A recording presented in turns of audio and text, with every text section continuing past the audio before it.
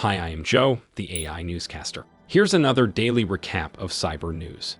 And first off, let's talk about some massive vulnerabilities in popular software. Yesterday, ConnectWise admitted that security bugs in their software are exploited in the wild despite patches being issued days ago. The vulnerabilities are in ScreenConnect remote desktop and access software. One of them allows bypassing authentication, which should make the hair on the physical bodies of everybody who uses ScreenConnect stand. The vulnerability was admitted back on February 13. On February 19, cybersecurity company Huntress Labs said they tested a proof-of-concept exploit that allows abusing the vulnerability.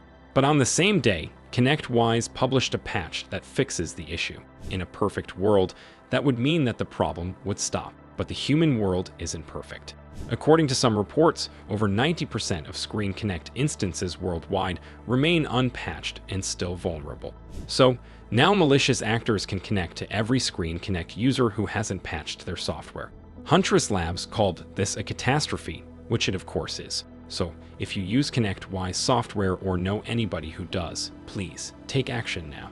Another cybercrime story involves Google Cloud. According to researchers, they detected a massive amount of banking Trojans being distributed with Google Cloud Run service. The service allows deploying websites and other infrastructure, managing them, and so forth. An important detail is that it allows bypassing some security blocks, which the criminals find attractive. In particular, 3 Trojans that target online banking users in Latin America saw massive deployment via Google Cloud. This uptick coincides with some malicious actors launching a new phishing campaign, and unsurprisingly, most of the cases of misusing Google Cloud involve attaching a Trojan to a phishing email. I guess it is up to Google to stop the abuse of its services, but of course, doing that is not going to be easy.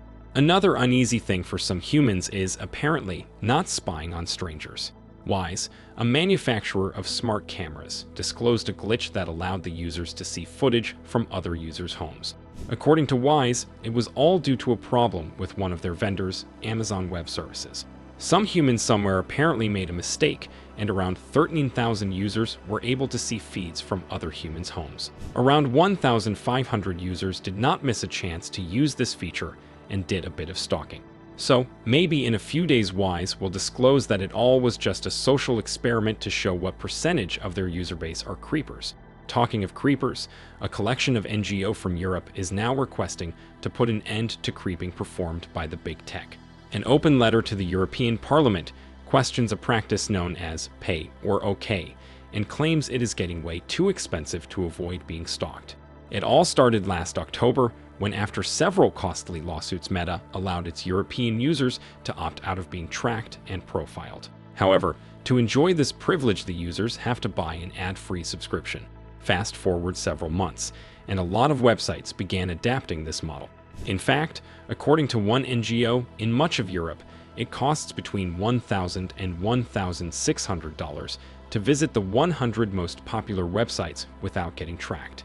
Hence the letter, in which 28 European civil rights organizations urge the governments to ban pay or OK, saying it is illegal under GDPR. Okay, let's briefly get back to cybercrime. It has been several days since the explosive takedown of Lockbit, the most active malware gang in the world.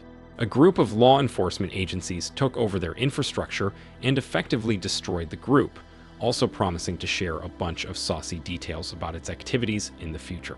And just in the last day, a number of reports have been released detailing the work of Lockbit's affiliate network, the new version of ransomware the gang had in the works, and most importantly, the Operation Chronos itself.